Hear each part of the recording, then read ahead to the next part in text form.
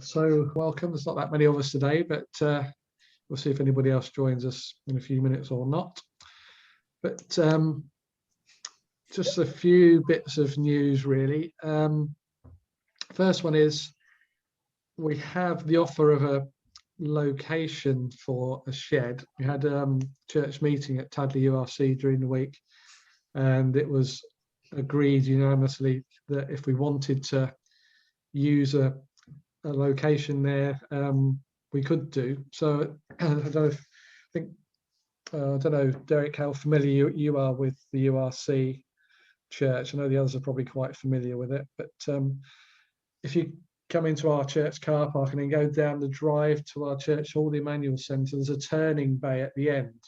So if you sort of turned right into that hammerhead turning bay, directly in front of you, there's a piece of ground, the boundary between the turning bay and our boundary line, where recently some of the space was cleared of a load of scrub and nettles and things. And we realised how much room, how much depth we've got there.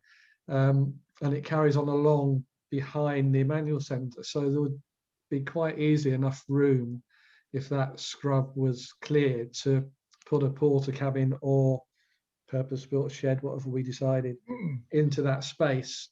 It would be quite convenient in as much as we can then use the toilets and the kitchen in the Emmanuel Centre for refreshments, etc. So we wouldn't need to put any water into the shed. We just need an electrical connection, which again is quite convenient because the distribution board is in the kitchen, which is on that corner of the Emmanuel Centre anyway. So it'd be relatively easy to get a power supply out there. Let's just let Howard in. So there will be enough room. It's very, I mean, I'm pretty sure we'd need to get planning permission to do that. And I'm pretty sure we probably get objections from the neighbours for whatever we do there. Seems to be what normally happens, but it's very well secluded down there. The neighbours would hardly be able to see it really because it's sheltered by some hedges and the building. So I think it's a fairly good location to try and get some planning permission to put something down there. So I'll probably need to send an email around to all the shed members in the next day or so, just to inform them. Obviously, there's not that many of us at the meeting today. And if the consensus is that will be a suitable location, then I can start making some inquiries. I might well have a quiet word in Dave Leake's ear, see if we can sort of get him on board to help with some advice and maybe help promote it as well. So I think any sort of local councillors we can get on our side would be good. So if we do go forwards to try and get some planning permission, I guess we'd need to probably decide on what size of building and what type of building we put in there. That might partly depend on the ground conditions. I mean, that area where we built the Emmanuel Centre was always deemed to be too wet to be used for the graveyard, but we had the Emmanuel Centre built there very successfully, and to put a shed structure or a porter cabin in there, I don't think would be too difficult. Whether we'd need to get soils engineer just to check the ground pressure, there's enough bearing pressure there. But again, we can go through that a bit nearer the time, I guess.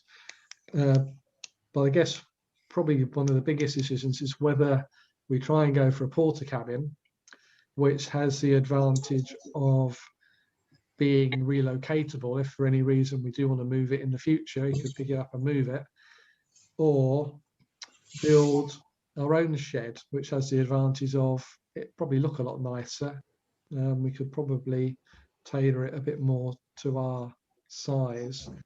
And I know Bryan Cole very helpfully a number of weeks ago sent a YouTube video of a guy who made a shed. So basically put down a concrete base, then with some 4x2, made some stud walls, put windows in it, clad it with some timber insulation, bit of a roof, and it could be a really good project for us all to get involved in, and get a real sense of ownership in something that we've all built. But so I think that's all sort of going to be on the table for discussion. But I'll try and send an email out to start that ball rolling in the next couple of days anyway. I think the only other possible location that I've sort of been offered is at St Mary's Church in their Orchard area, which I'm not so familiar with, but I think again it would be fairly secluded. That I don't think there'd be any problem with putting something in there if the church agreed. I'm not quite sure how easy it would be to get power into there, and whether we'd need to get water into it, or whether we could use the church quite so easily. But again, I'll try and explain that in an email. I know I'm from the URC in Tadley, but I would quite favour the spot at the URC. But we'll see what others think. The second point just to make is, excuse me, Bryan Cole has been doing a fair bit of work down on the Basingstoke bus, fitting some sockets and doing some of the electrical work down there. And I did send an email round the other day that Bryan was saying they have a need for some guys to do some woodworking down there. They've got a number of tools, battery tools, etc., that will need to be stored on the bus. And rather than have it all sliding around in a drawer or a cupboard and getting damaged, it would be good to divide the drawer or the cupboard up into spaces to suit the particular drill or battery charge or whatever, just so it holds it all in place when the bus is moving. So some fairly simple woodworking skills. So Bryan, is that something that is likely to happen on a Friday morning when? Yeah. Well, I think Richard goes there most Mondays, Wednesdays, and Fridays. But you'd probably want to just check with him beforehand, because there has been the odd occasion where he pings around and says not. But yeah, I mean, it would need you would need to go and have a look at it, and you'd need to take a measuring tape, to work out what space you've got to fit in and what you've got to fit within that space. I mean, I think they've probably got about half a dozen batteries. The batteries with the they're about that sort of size, with the bit that sticks out the top of them. Yeah. Tool battery. So they've got one big 6-way charger, a couple of little chargers, circular saws, at least 2 drills, sanders. Yeah, they're all different shapes. So you need to sort of go and measure up and figure out what. But I was thinking just something like an egg crate. So it would just be, strips of wood with sort of a cone, sort of slot across each other to form different sizes of squares or rectangles to drop the tools in.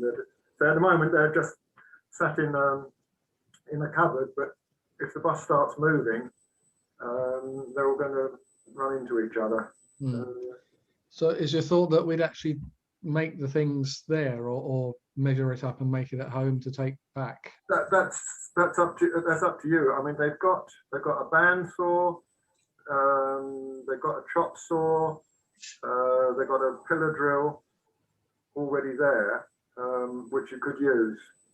So it depends on what tools you think you would need. And say that because of where the bus is, they run an extension lead up to the stagecoach, so there is power coming in. Mm-hmm. And have they got all the plywood or whatever? There is, again, you'd have to have a look. There's what they call a wood store at the back. So there is a whole bunch of wood, bits and pieces. But I think you'd have to have a look specifically what is there and what you would need. Yeah. And I think there may be stuff up at the what they call the Queen Mary's, where their proper shed is. I mean, they may have materials up there. Again, you have to talk to Richard and figure it out. Okay. But it just needs someone with a bit of woodworking ability to measure it up and decide how to design it, figure out how to do it, and see what wood's there. Yeah. Okay. Does that make sense? Yeah. Yeah. Did you have any response just to the email that you sent out when you were asking if anybody was in a position to do it? No, that was I was a bit sort of disappointed by that, because my feeling is that if we want the shed, Exactly. if we want the bus to come to us, Yeah. then it would be nice. That's why I'm going and doing the electrics, because just puts them under a bit of moral obligation to come to Tadley. Yeah.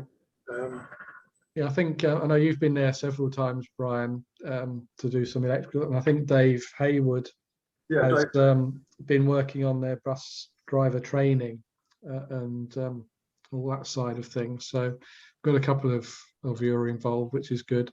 I said to Brian I could probably go up there a week today and have a look about doing some of this woodwork and see what's happening.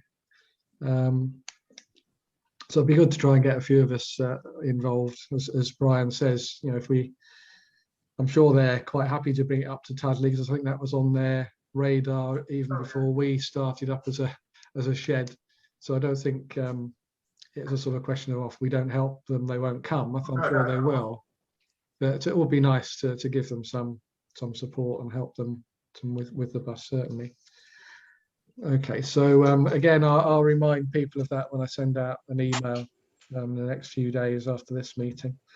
And the other project which is on the horizon, which unfortunately Dave Allen isn't with us today, he couldn't make it, but it's something that he has proposed, is doing some raised planters at the maternity hospital in Basingstoke. They've got a internal courtyard garden, and there's been a suggestion that perhaps our men's shed could make some raised planters to go in that area. I've no idea what sort of size he's thinking of. He did email me a couple of pictures last night of the enclosed area and the doorway going into it, and it seems to be mainly paving slabs, but looks like there's already 2 or 3 planting beds in there, just level with the paving. So whether he's thinking we'll put some raised beds in addition to what's already there, or whether he's thinking some of these existing beds will have all the plants removed and we'll put a raised bed in its place. I'm not 100% sure. But again, I think that'd be something really good to get involved with, and could possibly, with permission from the hospital, be some good publicity for not just our shed, but sheds in general. If we could get involved with something like that, helping the hospital and the community, that would be really good. So I'll follow that up with Dave and see where that goes. We might need to think about whether we need some insurance as a shed if we're going to be working in somebody else's patch and actually building something that's very unlikely but could potentially fall over onto somebody. If the raised planter failed and it damaged somebody's foot or ankle or something. But Mark Ward has been looking into that already for us, getting some idea of what's available, what we would need from an insurance point of view. Okay, so just to let you know, next meeting, the 11th of June, Dave Allen will be giving us a talk about Raspberry Pi computers, I think. And then possibly on the 25th of June, Chris Ward, Mark's son, I think has offered to do a talk about gyrocopters. I didn't realise he was into gyrocopters, but there we are. He's a quite clever engineer. And then the meeting after that will be the 9th of July.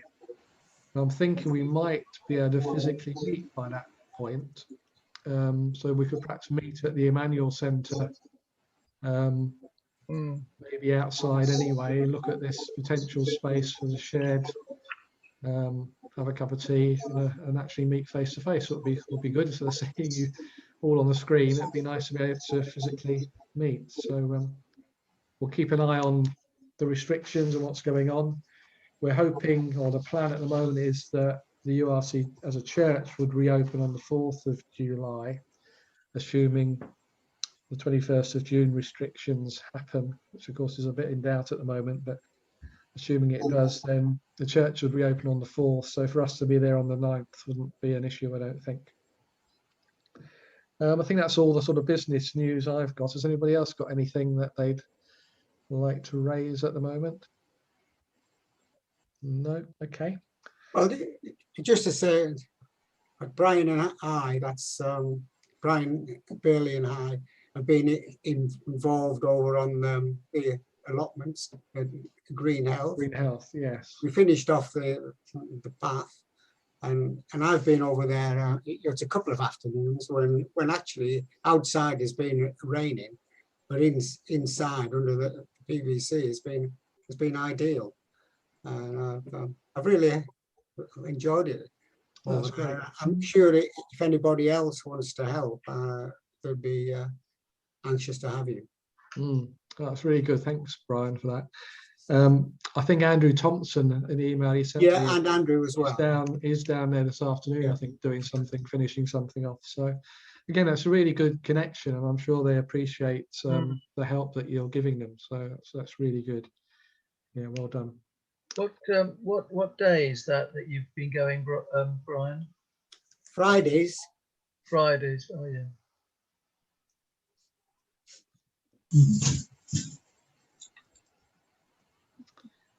Okay, so I said that this afternoon will be a chance for us to, anyone who's got a little something to share, give you the opportunity. I think Derek has got something teed up for us to look at. And did you say you had something, Bryan? Yeah, okay, yeah. I mean, I've got a few slides I prepared if we need them as well. So we'll see how the time goes. So I'll hand over to you, Derek, and see if we can. Right. Oh, get things going. My name's Derek. I haven't actually been in Tadley all that long. We've only moved here in July 2019. This probably explains partly what I'm going to say later. Basically, most of this is going to be a slideshow, but I'll just explain a little bit at the beginning. When I was very young, my father bought us a train set. Now, that was way back in the 60s. But we enjoyed playing with it, my brother and my two brothers and I. And then after that, I think it got packed up and spent most of its life stacked up in boxes in a loft. But since I've been retired, I've been able to start setting it up again. But we've moved a couple of times since. So anyway, I have managed to get it set up again. So I'm going to share pictures with you. If you, whoops.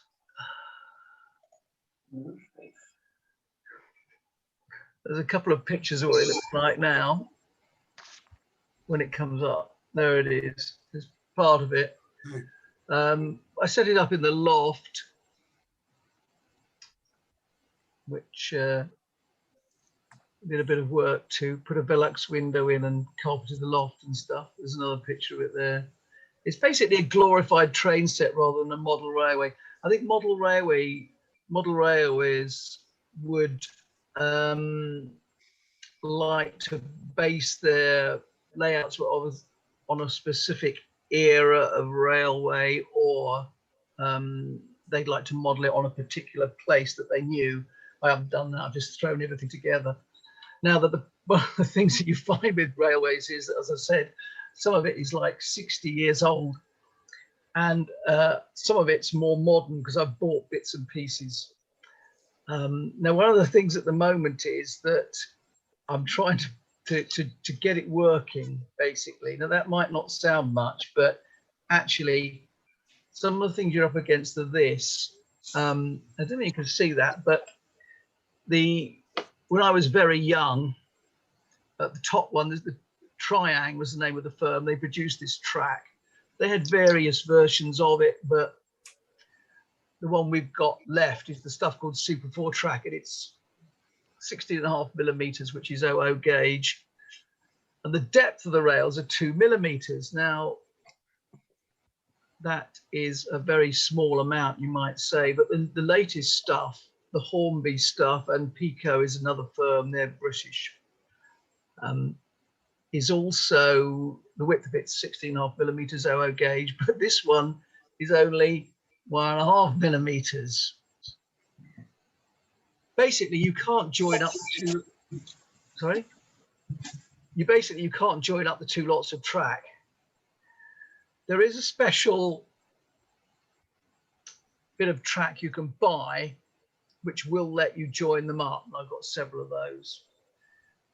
But the problem is that the older engines, I'll show you, have got very large flanges at the bottom. I think I put the next one, I put a measurement in. The very old engines, yeah, the flange on the wheel is 1.7 millimeters, which might tell you that it will run on old track, but it won't run on new track.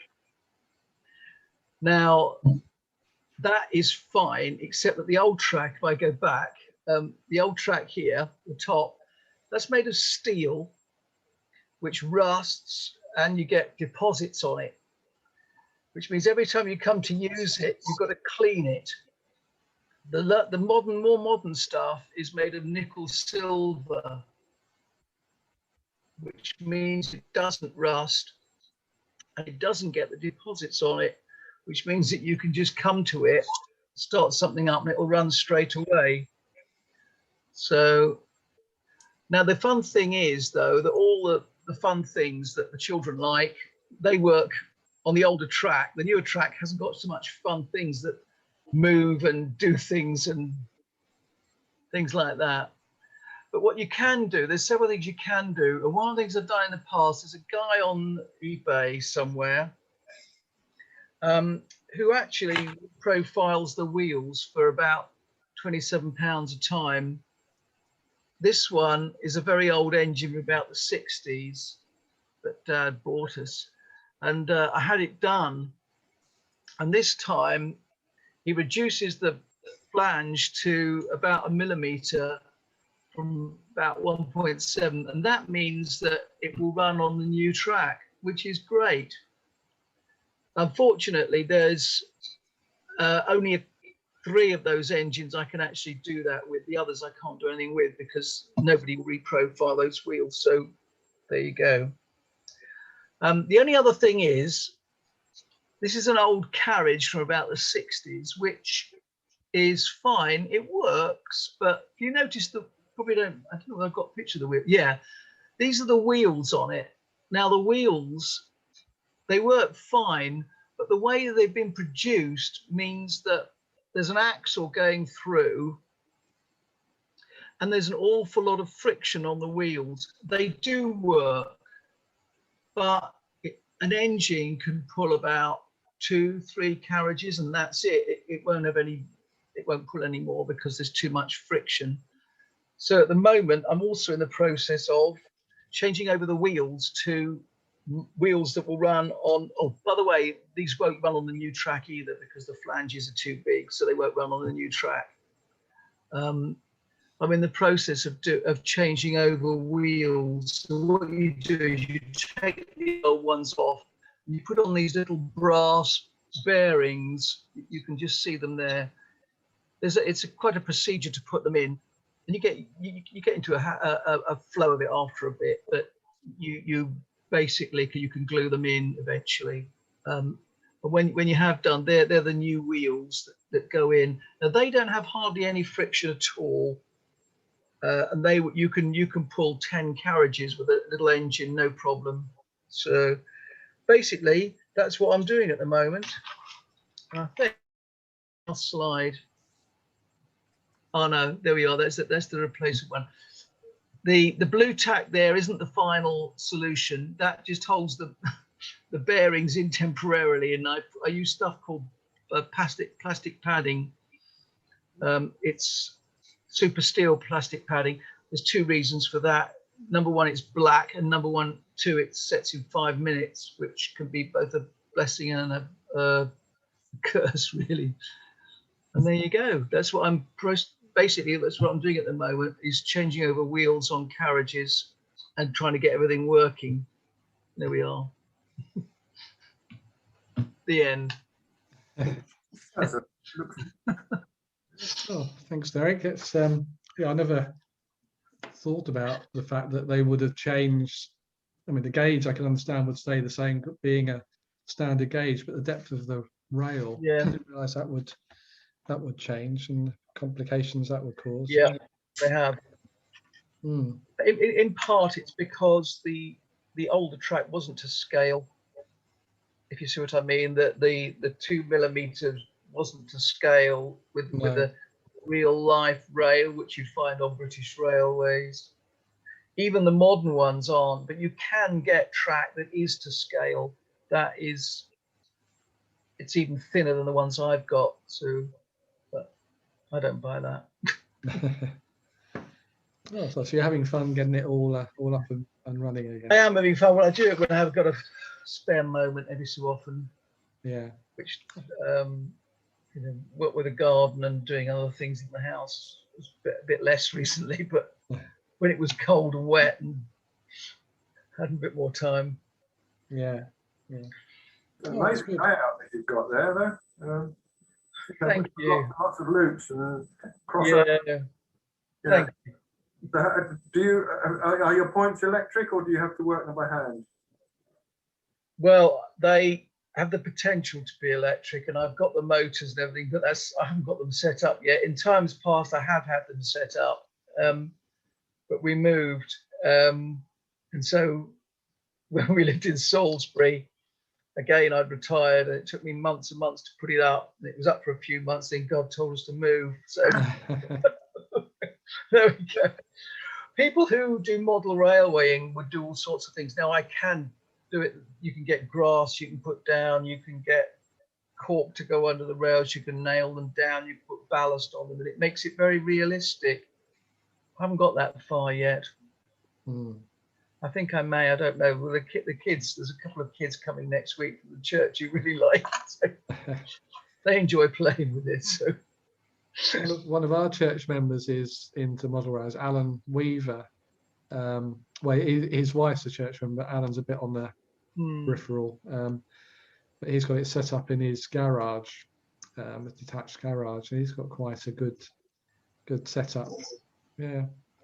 Would he be a modeler that has modelled it on a particular place? Would you know? I don't think so. No, I mean he has got buildings and sort of a bit of scenery and things like that. I think it's a while ago since I saw it. He's probably been working on it since, but I don't think it's modelled on a particular area or city or town or anything. Just I think possibly a lot depends on the space that you've got as to how you can fit it in, doesn't it? One thing I didn't mention was that I use a very old style controller, which is DC. It's 12 volts DC, and that's basically because the older engines are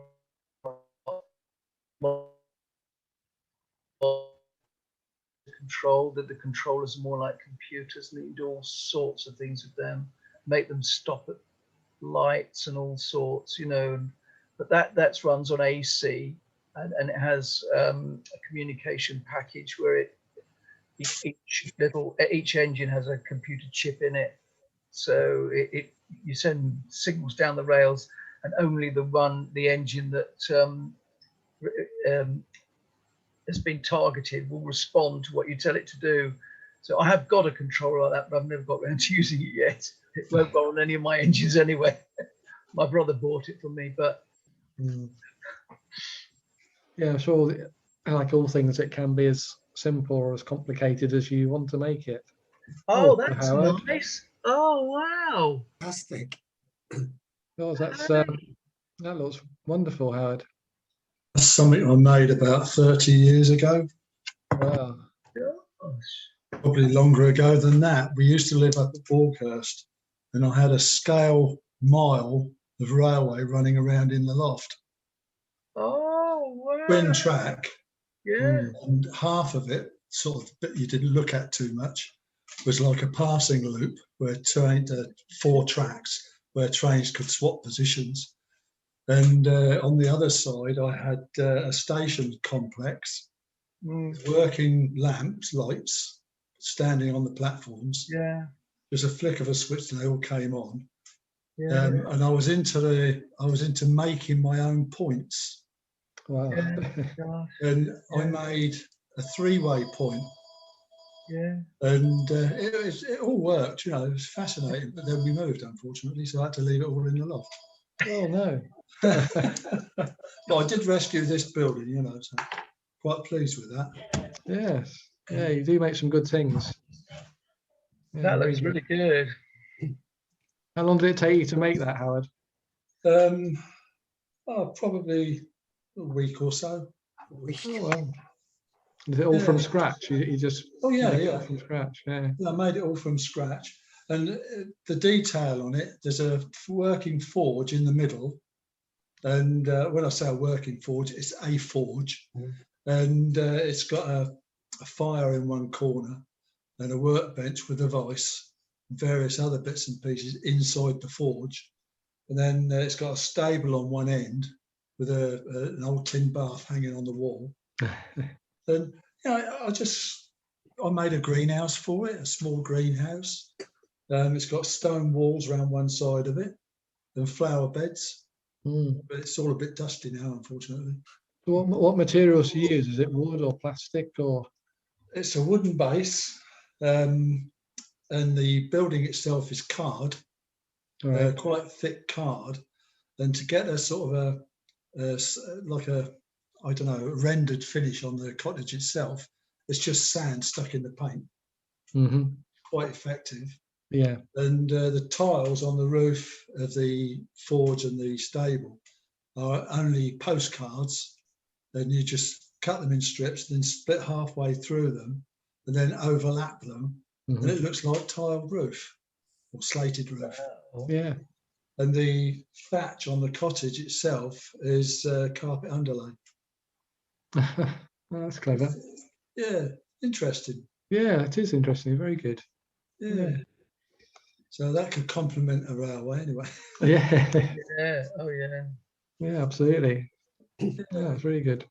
One of some of your other models as well, probably not to the right scale, maybe, Howard, but the carts and that you'd made look fantastic as well. Oh, I really enjoyed making those. Yeah. But when I was at work, donkeys years ago, there was an elderly chap at Lancing Bagnalls who used to drive the forklift truck that supplied all the stuff in the workshop. And because I had a load of my drawings hanging on the guardrails around the machinery, and people used to come from all over the factory to have a look at the drawings. Well, this chap one day, Bert Jennings was his name, he lived somewhere over Old Basing Way. He asked me if I would do the plans for a stagecoach, horse-drawn variety. And I said, yeah, I'll do that. And I drew up the plans and eventually gave them to him. And then when he built it, he invited us over, my wife and I, to his place just outside Old Basing. And he built this thing, but he got it covered up on his dining room table. And it was absolutely amazing. We sat down, had a cup of tea and all the rest of it. And then he took the cover off the stagecoach, and it was absolutely brilliant. It made the opening doors. It had springs. It was absolutely brilliant. And that was 1/12 scale. So it's quite big. Yeah. But I do admire people who've got that ability to make these things, you know. I don't mind drawing the plans, but making them is a different kettle of fish. Especially stagecoach wheels, because they're very small, shall we say, in section. Not like a cart like those two that I made, the same scale, but they've got chunky wheels because they're working wheels. Mm. But a stagecoach, they always had thin wheels, and they looked very elegant. Yeah. Mm. Yeah, I used to get a lot of pleasure out of that. Yeah, that's Yeah. great. Oh, very good. All very interesting. So Brian, what have you got prepared for us? Well, actually, after hearing all that from Howard and having a look at the thing that he's just made, I feel rather ashamed to show you what I'm about to show you, but here goes anyway. I don't know whether you realize, but up until last year, once a month in church, we used to have a morning for the children, where one of the things we did was handicrafts. So all around the church, there was various opportunities for the children and the parents, to do these handicrafts. So someone has suggested that I might like to, to try one. So I thought, well, okay. So well, because I like to do handicrafts and I like to do anything with wood, I thought it would be an opportunity for the children to make something out of wood. Because these days, it's a lot of the children, they don't have the opportunity to do this at school. So anyway, that's what I thought. So the sort of things that they've made are things like that. I don't know whether you can read what that says on there. Growing in God's love. Yes, yeah, I can see that, yeah. And the other one, another one that they've made. Someone ages ago that gave me a load of hands for clocks, and I've had them in the shed for a long time. So I thought that was an opportunity to do that. I've made, this was one that they made for harvest. Mm-hmm. And they're all what's easy to make. Another one was what's Mother's Day. Can you see that one with the flowers and things? This was another one that they made in the summer. And just what I do, because that's normally what happens. I always have a queue, so I have to make it such that the children are able to assemble it in the space of about 5 minutes. So everything's all prepared beforehand. And they have the opportunity to use a drill. I take up my little drill. So they drill the holes for the screws. I take up my electric screwdriver, so they're able to screw the screws in. A glue gun I take up. So provided I keep an eye on them, to allow them to do that. I have a little saw, a little hacksaw that I use. And of course, just to begin with, everybody said, oh, you'll be having accidents. We can't have any of that. It's all health and safety. But actually, we've been doing it for about 4 to 5 years. And the only injury that we've had is to me, of course, because I end up having to hold things while they're hammering in. So if anybody's going to get hurt, it's always me. But the children enjoy it, and all the backgrounds and everything I prepare beforehand.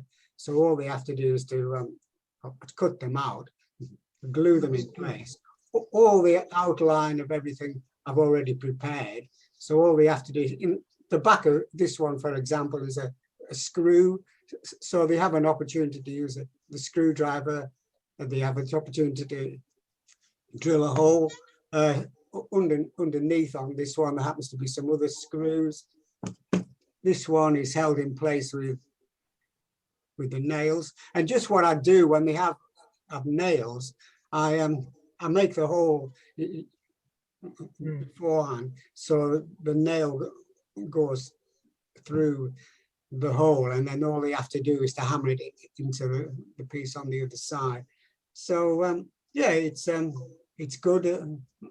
The children enjoy it, and I was looking for something else. I think this is one I made for Mother's Day, and of course you're able to buy the flowers all on eBay. So and the wood is just off it's a log in the garden, which I cut out and I plane and sand.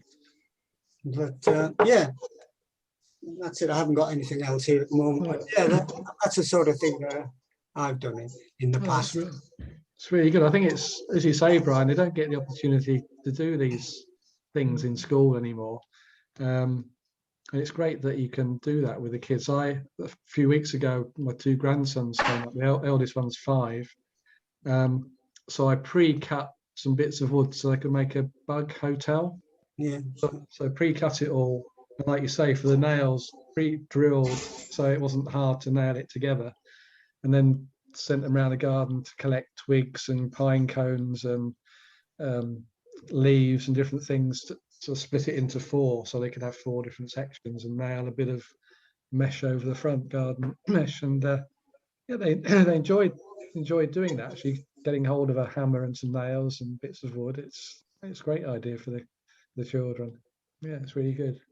And also, of course, some of the children there, they don't have a dad, they don't have a father who's able to help them with these sort of things, and they don't have an opportunity to learn. I ended up, I was having to make the outline or pre-cut about 16 or 17 of these every month, which is it's a bit of an effort. It used to take me about a day and a half every month in order to do that, apart from all the organization and all the planning. But of course, it's a lot of the ideas I get off the web. It isn't anything particular that I've thought of. But yeah, so that's just an example of some of the things I've done. Oh, very good. I was going to say, it must have taken you an awfully long time to do it, Brian. I know I used to do a kids club, and I didn't do anything like you've done, but even the preparation for that used to take a long time. It does. I used to do something similar for Barry Mencap. I started off with I had a couple of spare 4¼ inch square tiles, wall tiles, and a bit of ply. So I just cut ply up in a couple of corners, and I took it down to the Mencap, one evening. And John, I've forgotten his other name now, but he's handicapped. All he had to do actually was just stick a couple of blocks on the back and then stick the tile on the top, and you got a coaster or something like that. And and he did this. He was so proud. I made this all by myself. He was really. So he started making bird boxes and one thing and the other, But yeah, that was fun. Yeah, good. It's all very good. Oh, well done, Brian. Thanks for that. Still about 10 minutes or so I'll just show you what I'd prepared as well. If I can get this to share my screen.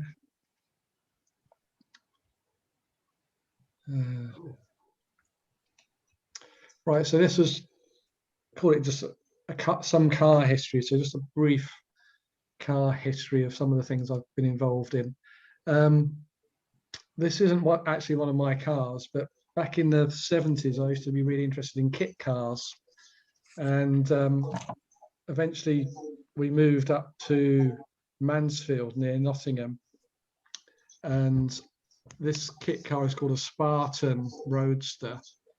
and the factory that made the kits wasn't far from Mansfield, so it was an ideal opportunity to build one. So it's a bit different to most kit cars. Most kit cars were a fiberglass tub that you just bolted all your donor mechanics onto. This involved a lot more work. The four wings and the boot lid are fiberglass. Everything else is on the bodywork is aluminium over a steel monocoque chassis. The two bonnet halves, it hinges in the middle and the tops lift up. They were pre-formed, but all the other panels were just flat bits of aluminium. So you can imagine the area of the scuttle underneath the windscreen. You had to bend and form the aluminium, fit it over the steel all around there, and the door skins, etc. So it's quite a lot more work involved in that than a lot of kit cars. Spartan rotors originally used Triumph Herald mechanics, but as they became rarer in the 70s, they then changed to Ford Cortina. So I bought an old MOT failure, Ford Cortina 2000E it was, and stripped it all apart and built my Spartan. The one I had was sort of an off-white colour with a tan hood on it. And yeah, it's probably 1981 when I built mine. Mine was pretty much that sort of colour, and you can see the side screens on the slot onto the top of the doors. That vinyl panel there, that sort of tan colour that mine was, but I had a tan colour hood as well. So it's probably not the prettiest of cars. You know, the radiator's very upright and sort of flat. But it's a sort of Morgan sort of style, 2+2, there's a little bench seat in the back. That's another one just showing you the rear view. So the spare wheels mounted on the boot lid. And it depends how much you want to put into it. You can see on this one, the locks on the boot are just a couple of T key sort of locks, not very secure, very basic. So I took the lock off the boot of the Cortina, the key lock, and put that on one side, but with a mechanism inside to release the boot, so at least it was more secure. And the doors, you got the lever door handle on the outside. On the inside, there's just another lever, which was quite difficult to get to, as it was sort of alongside the side of the seat. So again, I fabricated a linkage to put a door release further forward on the door. And I made some air vents onto the windscreen, sort of demister vents, and connected that all up to the heater, etc. So it had some demisting in it as well. So you could do quite a bit to improve things on it. But it was quite fun, quite a good fun car. And I built mine thinking I'd only use it to drive sort of 5 miles each way to work each day. But once I'd finished it, I ended up commuting from Mansfield to Holyhead on Anglesey. I did about 18,000 miles in about 9 months in it, all through the winter over the Snake Pass in Derbyshire. And it coped quite well. There's one very similar colour to the one I made. That seems to be maybe in Africa somewhere, I'm not sure where that one is. So that was the kit car that I built, and I had those sort of wire wheels on mine. They were pretend wire wheels. There's a chrome 8-spoke wheel behind it, but you put the chrome wire basket on the front, which I thought always looked quite good. Little torpedo side lights on the top as well. And then this was my next car. I sold my Spartan when my eldest son got his first car, because we were running out of space to park them all. And then he moved on to having a VW camper van, and my younger son had a VW Beetle, and they're forever coming home to get them fixed and mended and using my tools and getting me to help. And I thought, well, spending all my time helping them, I might as well have a classic car of my own to work on. So I bought this MG Midget.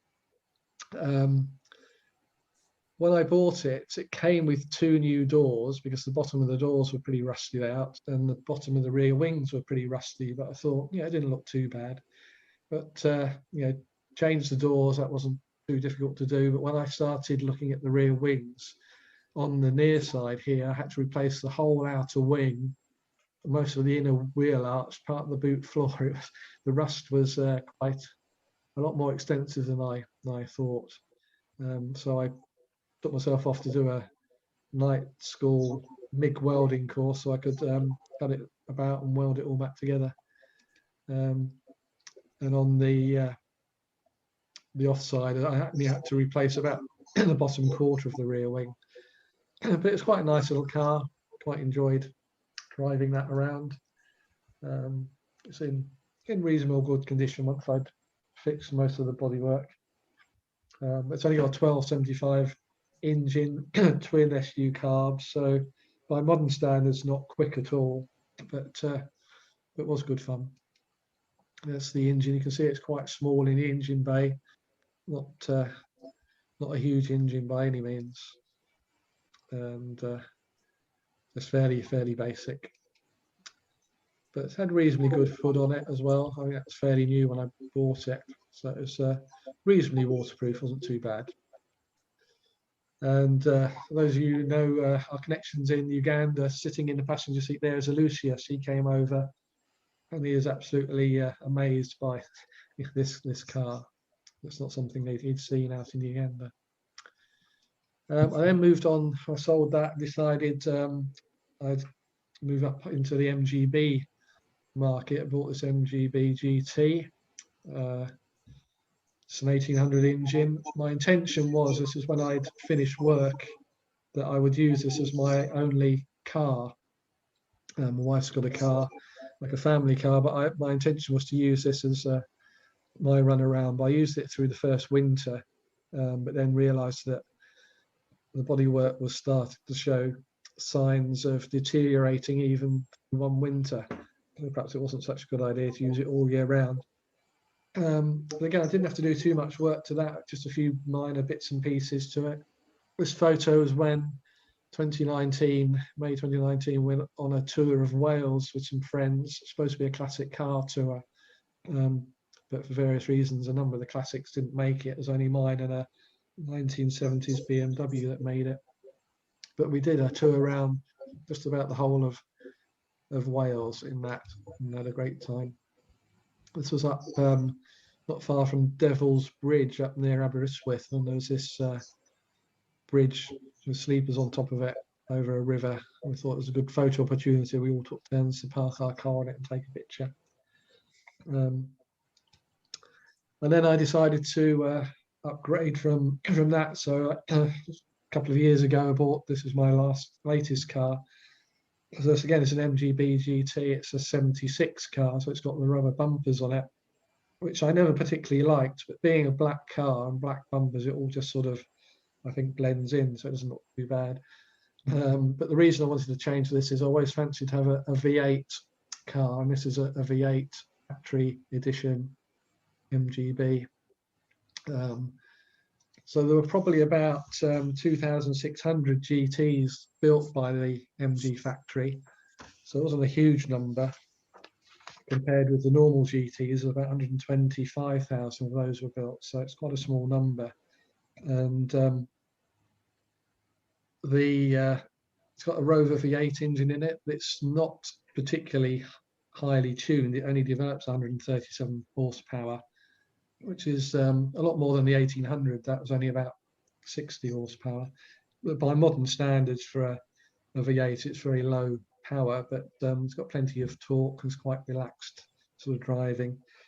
And the engine that they use is actually, being an aluminium block, it's actually about 40 pounds weight lighter than the 4-cylinder 1800 engine. So it didn't increase the overall weight of the car at all in terms of performance.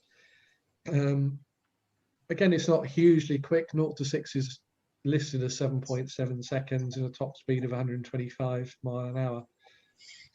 This was a bit unusual. It's got a bit of history to this car. It's got the Golden Jubilee stripes on the side of it. And it's not an official Jubilee edition car, because they never made any V8 versions of that, I don't think.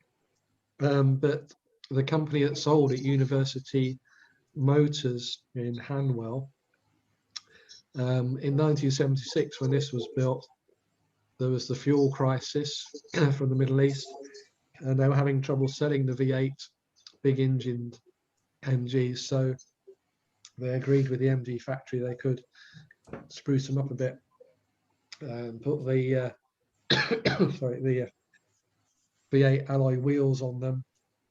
These are silver ones as opposed to the gold ones that are on their Jubilee models, and put the stripes on there as well. So I think looking through some of the information you get on the internet, there were only maybe a few hundred of these made. I think about 280, 286 were listed as other colours, and there was about a dozen colours of that were bodywork colours that were produced. But somewhere or other, I found that there was only about 29 produced in the original black colour that this one is. So this was one of 29 that were built. So there's probably not many of them left on the road exactly like this. And in 2020, there were only 690 odd GT V8s licensed on the road, according to the DVA figures. So there's a few around, but out of the 2,600, not that many seem to have survived. But it's quite a comfortable car. It's had leather seats put into it. See, it's the interior there. It's quite comfortable. Got overdrive on the gearbox as well. The only downside really is if you're doing motorway speeds. And last week we went up to Northumberland in the car, Janet and myself, with our classic car friends. Mine was the only classic that made it. Again, the others had problems, but we did over 900 miles in the week through sunny weather, torrential rain. Started perfectly every time. Got 34 miles to the gallon out of it.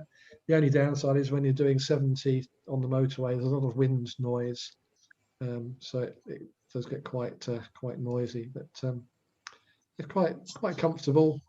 It's fairly a longish wheelbase, so it's reasonably comfortable and reasonable amount of space in the boot. The little back seat folds flat, so you get a bit more space. Plenty of space for two of us for the week.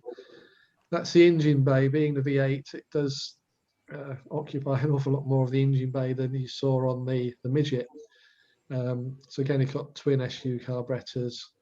This one, they've taken some of the airbox off the original and just put these green, supposedly more efficient air filters on there. That's how it came when I bought it.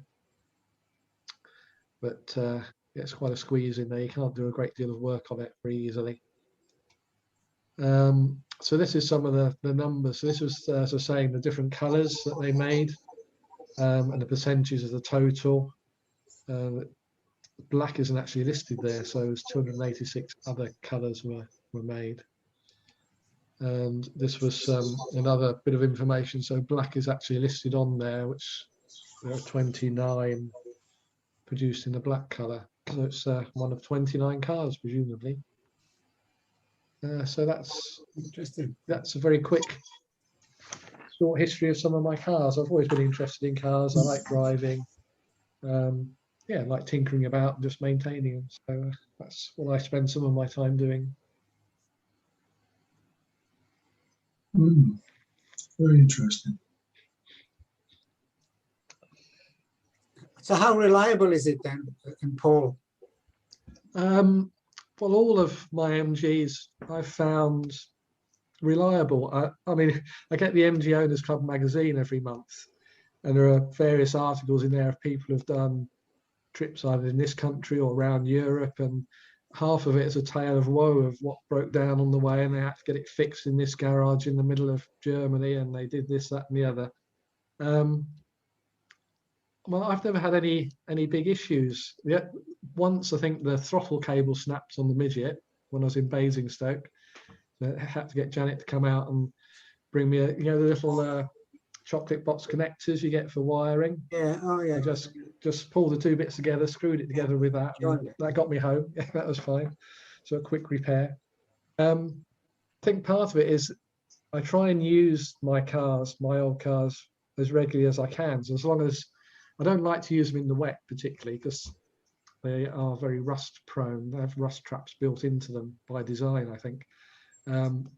So I don't like to use it if it's the roads have been salted and that sort of thing. But generally, I think the more you use them, the better they are. If you leave something sitting around for a long time, things start seizing up or rusting and this, that, and the other. If you use them quite regularly, I think they're fine. I mean, I used mine all last week.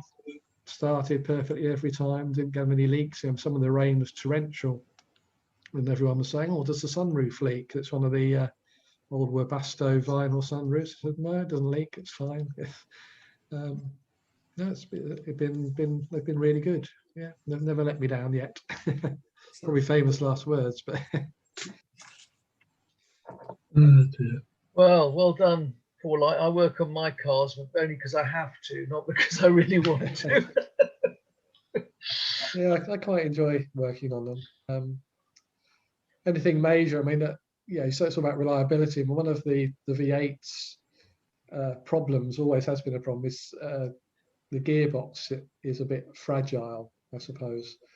Some of them have been replaced with a modern gearbox. The MX-5, Mazda MX-5 gearbox fits in there, and you've got a 5-speed gearbox rather than the 4-speed plus overdrive. But after I bought mine, so I bought it from a dealer up near Oxford, and one of the selling points was it had a reconditioned or refurbished gearbox, but that was probably about 15, 17,000 miles before I bought it, a few years before. But anyway, I had the car, I'd done about 1,000 miles in it, and suddenly second gear started to make a bit of a ticking sort of noise. Anyway, cut a long story short, it chipped a tooth, broken one of the teeth off the gear, which was a bit miffed about, having been sold as a car with a reconditioned gearbox. So I did go back, and the dealer listened to it, whatever, and he agreed there was a problem. And he contributed about a third towards the cost of getting it repaired, which I thought, I suppose that's reasonable. I mean, he had no obligation to, because he only guaranteed it for 3 months. And this was about a year later. I hadn't used it a huge amount the first year. But it cost, trouble is, I took it to a specialist that he recommended, which was fine. You've got to take the whole engine and gearbox out, strip the gearbox down, put a new gear in. That's why you're doing that. You must have a new clutch put in, because it's all apart anyway. And then the guy said, "Oh, well, the back axle's got quite a bit of play in it. Probably sooner or later that might. Oh, well, you better refurbish that." So I did end up with a bill for about £3,000. But hopefully the drivetrain is all fully functional now for a number of years. But I haven't got the facilities to do that sort of thing in my garage. You need a hoist and a lift and all the rest of it, and I haven't got the facilities to do that. But when I built my kit car, I did all that myself. I did hire an engine crane to get the engine into the kit car. But taking the old Cortina apart, I've got a friend of mine, a foreman that I was working with at the time. He said, "Oh, we can do this." I remember we unbolted all I think we got the gearbox off separately, but we were trying to lift the engine out, and we just had some bits of rope and a big chunk of wood, and one of us on either side to try and lift it out of the car. Because as soon as we lifted it, the suspension was rising as much as we were lifting the thing. So we were ending up precariously balanced on some steps on either side, trying to lift this thing clear of the bodywork. But then I think we set it on fire. One of the bolts on the rear axle wouldn't come apart, so we foreman borrowed some oxyacetylene gear to cut that off, and some of the underseal decided to catch fire and things like that. But it was good fun. It took me a year to build the kit car altogether, and some of the fabrication from the kit car manufacturer wasn't the best. The quality control wasn't perfect by any means. So there was a couple of bits I had to modify to get them straightened out or leveled up properly. But I enjoyed it at the time as well.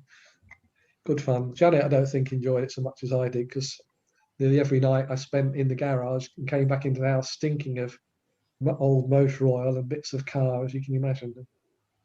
But there we are. That's what we do. Our hobbies. Right. Well, I think our time is pretty much up, I guess. Excuse me.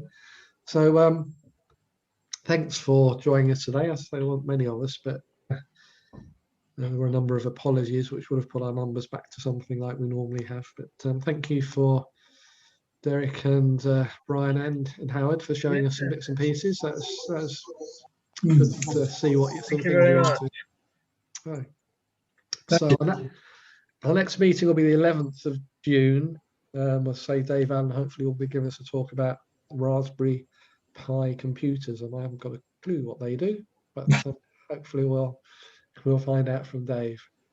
Yeah. And I'll send an email around in the next few days to explain about the shed location and these 2 projects that we can try and get involved in, the bathing soap baths and the planters at the hospital.